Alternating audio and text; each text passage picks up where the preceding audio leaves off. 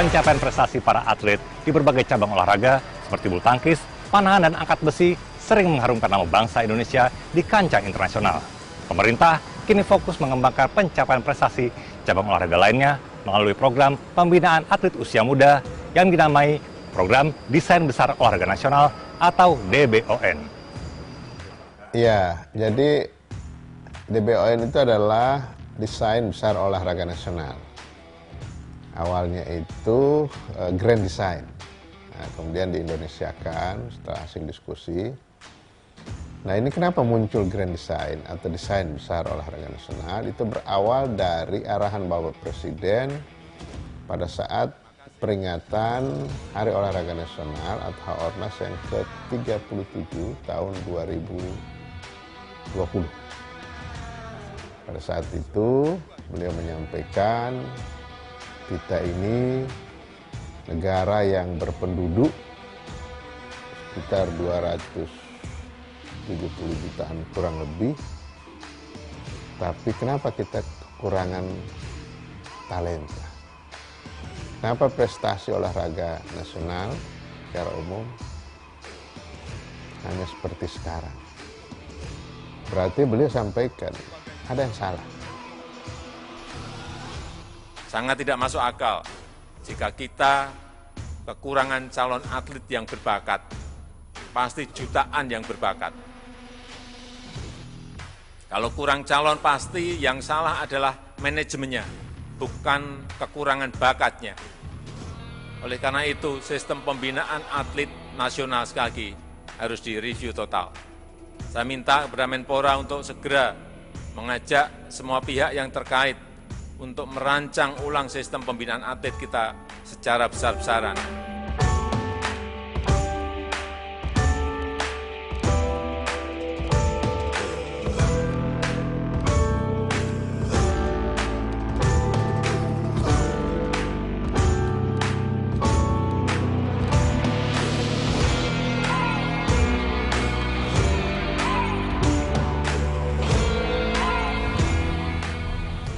Sebagai upaya pembinaan olahraga melalui Desain Besar Olahraga Nasional, Kementerian Pemuda dan Olahraga bekerja sama dengan 4 perguruan tinggi, yakni Universitas Negeri Jakarta, Universitas Pendidikan Indonesia Bandung, Universitas Negeri Semarang, dan Universitas Negeri Surabaya.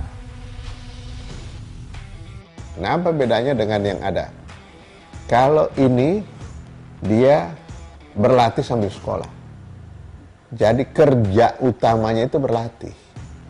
Kalau yang di sekolah olahraga, dia tetap harus menjadi pelajar seperti yang reguler kan. Nah, itu tidak akan mungkin prestasinya akan lahir dari situ. Ya bayangkan, hari ini dia ujian, besok dia bertanding. Pasti dia tidak akan maksimal. Ujian dia mikirin pertandingan, kalau dia nggak mampu mengerjakan dengan baik ujian, itu akan kebawa ke pertandingan.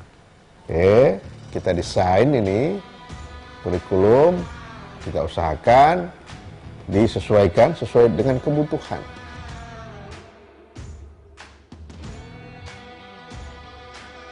Sistem pendidikan itu menjadi menjadi faktor yang penting dalam rangka pembinaan olahraga ini, ya, pembinaan olahraga.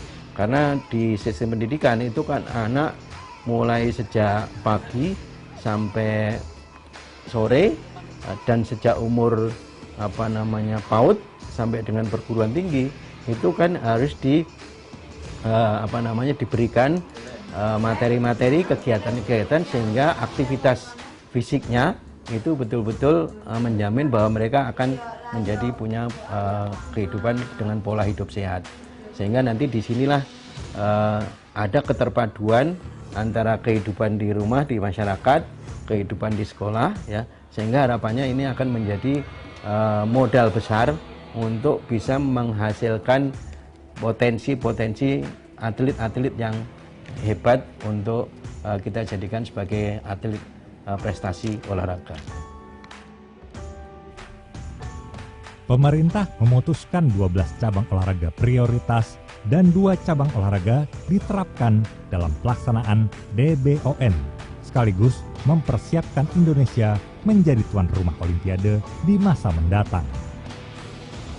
Kebijakan pemerintah itu kan 14 cabur ya yang kita berikan prioritas dalam pembinaan dalam desain besar olahraga nasional ini. Kalau ada pertanyaan apakah ada mereka yang juga tidak puas dengan sistem atau menentukan kebijakan ini, pasti banyak ya. Karena cabang olahraga yang dipertandingkan di Olimpiade kan juga lebih dari 14. Mereka pun, saya juga Olympic sport, kenapa kami tidak masuk? Kenapa saya juga ini? Nah, kita harus duduk bersama, kita bicara realita. Pertama, kita lihat dari ketersediaan anggaran pembinaan olahraga. Ketersediaan anggaran kita harus dibilang juga terbatas.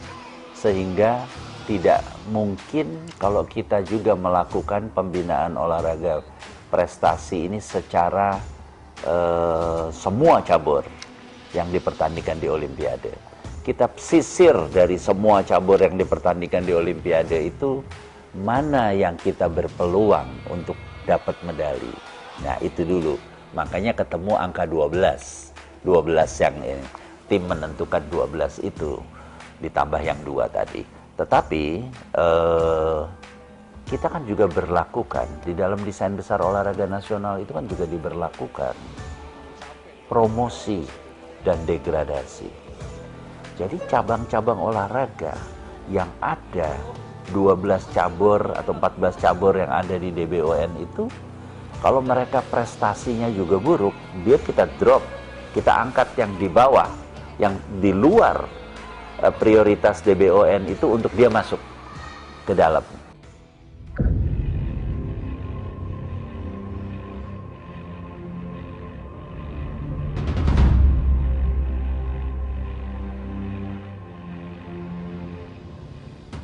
Nah, ini justru inilah peranannya DBON itu.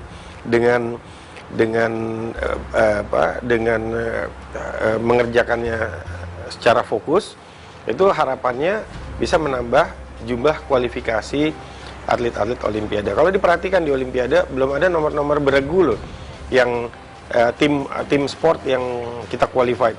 Ya ini kita coba komunikasi dengan cabang-cabang olahraga, baik itu basket, baik itu volley, baik itu water polo dan lain-lain yang memungkinkan gitu kan. Kita ingat di Filipina waktu itu cukup mengagetkan gitu kan.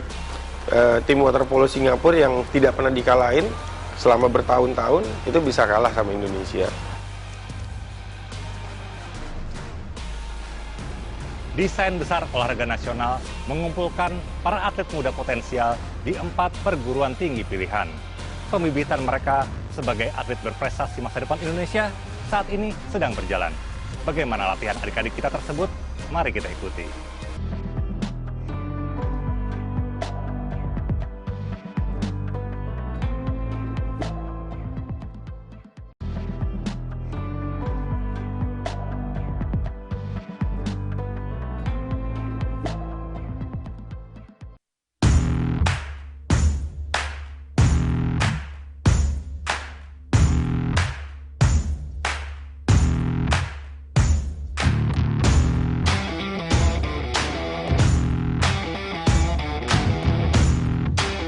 Surabaya, di kota yang begitu identik dengan semangat kepahlawanan ini, berdiri Universitas Negeri Surabaya atau UNESA. Saat ini, UNESA menjadi salah satu sentra latihan untuk atlet-atlet DBON atau Desain Besar Olahraga Nasional dari Kementerian Pemuda dan Olahraga. Di kampus ini, total terdapat 25 atlet, terdiri dari 14 atlet taekwondo, 8 atlet renang, serta 3 atlet panahan. Bagaimana keseruan mereka berlatih? Mari kita simak berikut ini.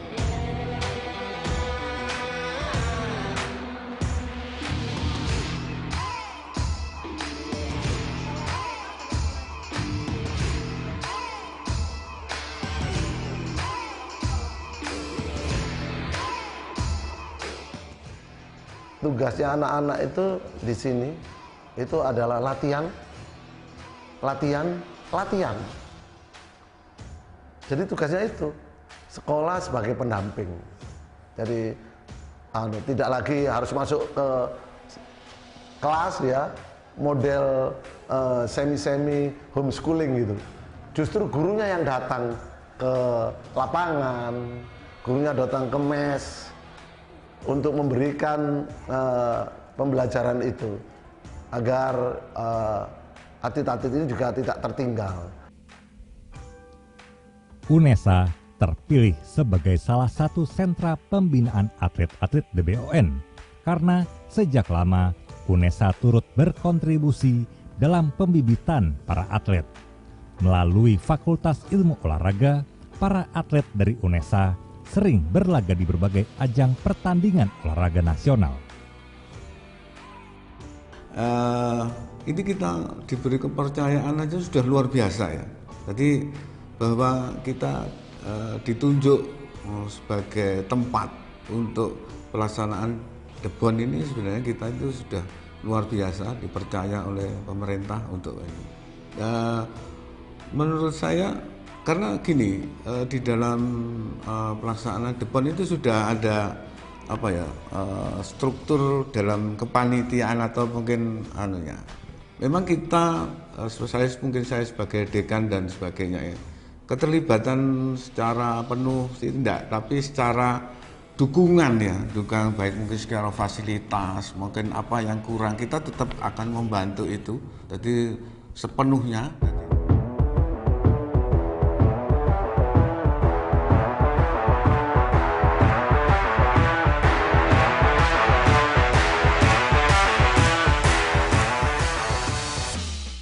Teman-teman yang sedang berlatih di kolam renang di belakang saya ini adalah para atlet muda peserta program DBON yang ditempatkan di Universitas Negeri Surabaya. Untuk cabang olahraga renang, terdapat total 8 atlet yang terdiri dari 5 atlet putri dan 3 atlet putra. Karena mereka masih menjalani hal-hal mendasar, pembenahan mendasar, maka tim pelatih menyatakan bahwa mereka belum diarahkan ke salah satu nomor renang tertentu.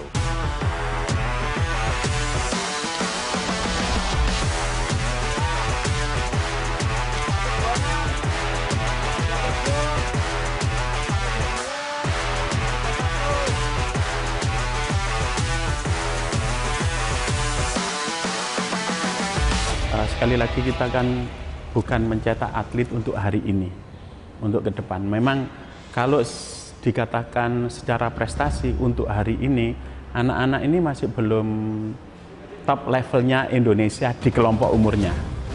Tapi berdasarkan pemantauan kami memang ada beberapa optimis, terutama di beberapa indikator yang digunakan, salah satunya masalah tinggi badan, kemudian teknik berenangnya. Meskipun saat ini saya katakan dia belum juara, memang harapan ke depan kan juaranya mereka kan gitu.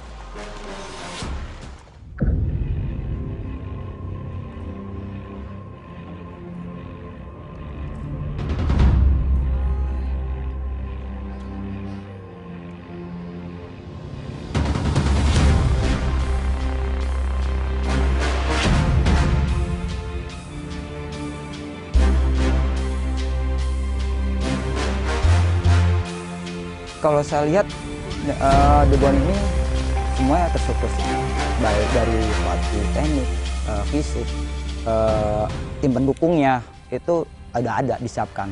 Bahkan pelatih bisa butuh biomekanika ada, butuh measure ada, butuh fisioterapi ada, dan bahkan di sini ada big data.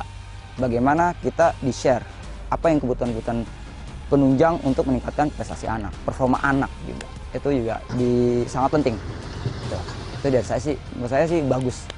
Tinggal bagaimana dari tim pelatih fisik dan tim pendukung lain saling bersinergi.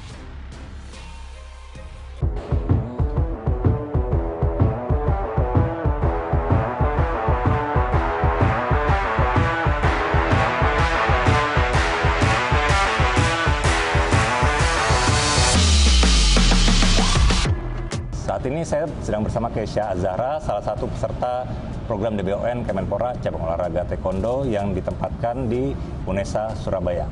Kita sapa Kesha. Selamat sore, Kei. Ya, selamat sore. Habis ngapain tadi? Bisa cerita sedikit?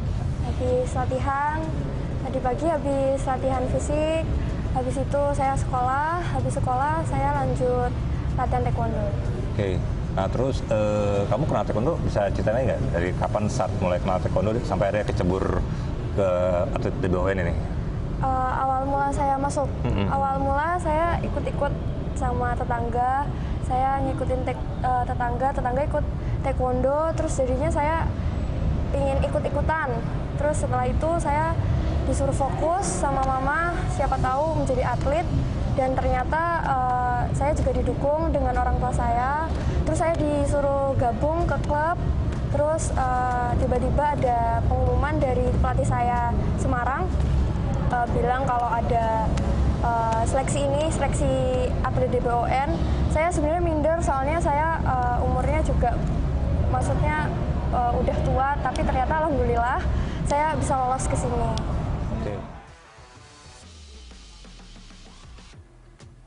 Pelaksanaan DBON sebagai salah satu ajang pembibitan para atlet juga berlangsung di Universitas Pendidikan Indonesia UPI Bandung. Seperti apa latihan para atlet muda ini? Mari kita ikuti.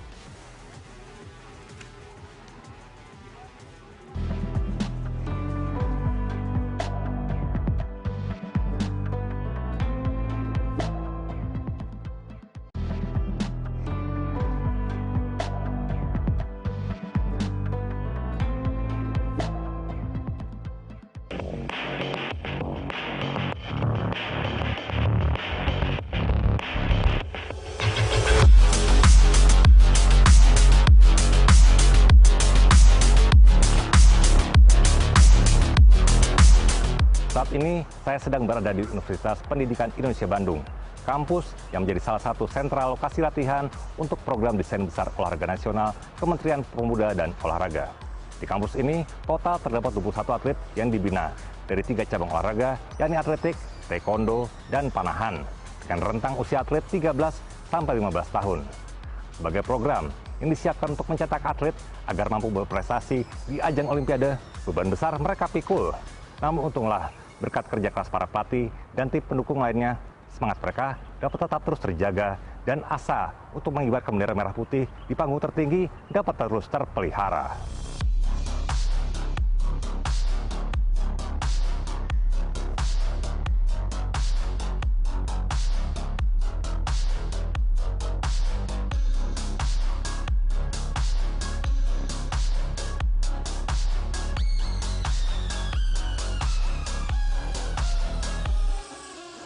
Sebagaimana disampaikan oleh Pak Menteri pada saat sosialisasi DBON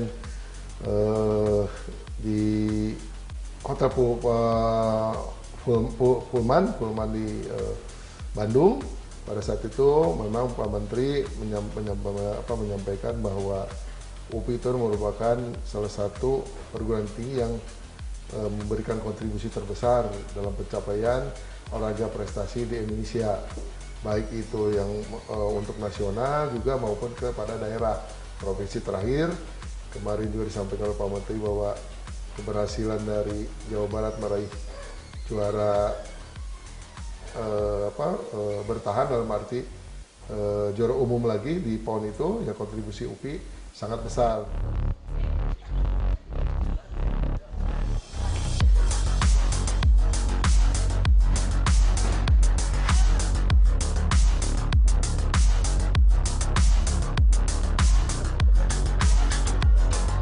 Jadi yang namanya sport science, ilmu keolahragaan sudah dilakukan jauh-jauh hari di Indonesia juga sudah, tetapi bagaimana sains keilmuan ini didukung oleh teknologi yang membantu terhadap memudahkan pelatih, atlet, juga data yang komprehensif untuk diterapkan, dievaluasi, dan kemudian bisa meningkatkan performa. Jadi dari beberapa cabang olahraga yang kebetulan sentra pembinaan ada di UPI, ini tidak ada 3 cabang olahraga, yaitu taekwondo, atletik, dan juga panahan. Kami di UPI sudah melakukan beberapa tes pengukuran, baik itu fisiologi, biomekanik, nutrisi, maupun juga pendampingan dari ahli-ahli yang lain. Tujuannya untuk mengintegrasikan keilmuan-keilmuan daripada akademisi dalam membantu peningkatan performa di lapangan.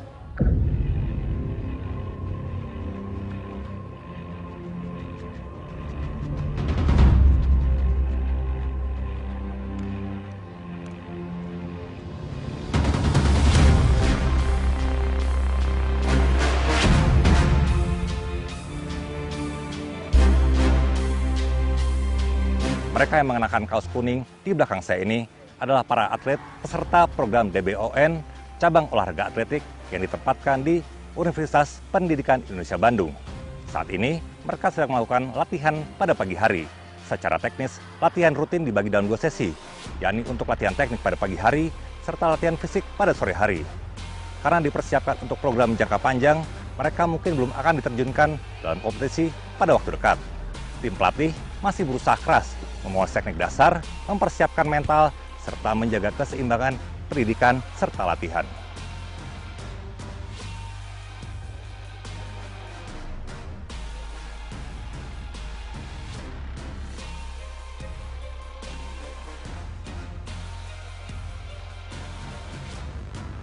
Saat ini saya sedang bersama Asifa Dewi Puspitasari, peserta DBON cabang olahraga atletik yang ditempatkan di Universitas Pendidikan Indonesia Bandung. Kita sapa atlet muda kita ini. Pagi, Asifa. Pagi. Oke, nah kamu nih boleh tahu kelas berapa sih? Kelas 2 SMP. Nah, kamu mulai start atletik dari kelas berapa atau usia berapa? Dari kelas 6, tapi itu belum masuk ke klub. Jadi kayak ada lomba dari sekolah, terus diikutin dari sekolah, terus akhirnya dapet, terus ketemu sama waktu itu ada lomba, terus dilihat, akhirnya disuruh latihan, ikut bergabung latihan, akhirnya ikut sampai sekarang, terus masuk ke sini.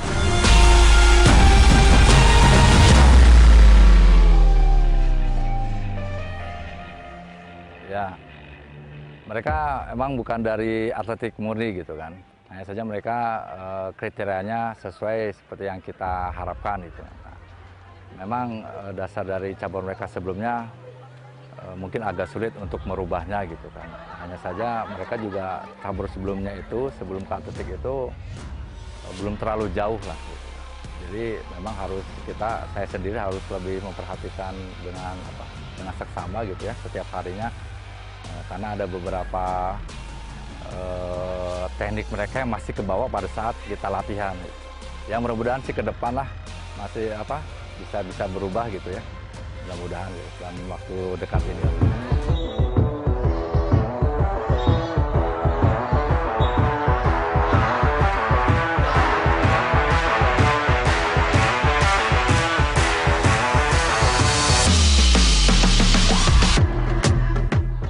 Untuk atlet DBON ini memang dikhususkan kita harus menerapkan prinsip kepelatihan LTD, Long Term Athlete Development, karena atlet ini yang ada di DBON usianya 12-14 tahun. Jadi tidak bisa disamakan dengan atlet elit yang usianya 20 ke atas atau usia atlet junior. Jadi ada tahapan-tahapan khusus. Secara teori atlet ini memang dipersiapkan jangka panjang. Jadi ada tahapan dari nanti ini usianya kadet, junior, maupun nanti ke senior. Jadi beberapa program itu sangat beda dengan atlet yang senior.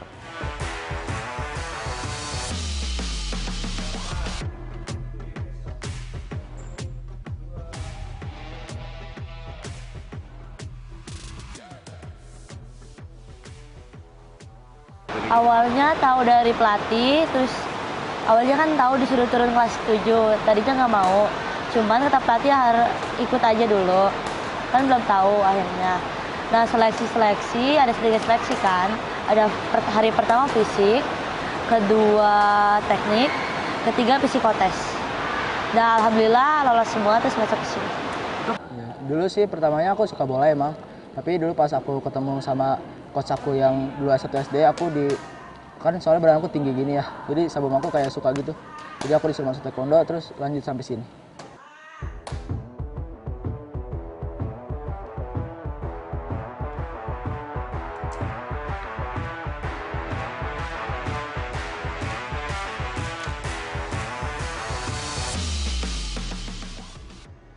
Di belakang saya ini adalah para atlet muda peserta desain besar olahraga nasional yang ditempatkan di Universitas Pendidikan Indonesia Bandung.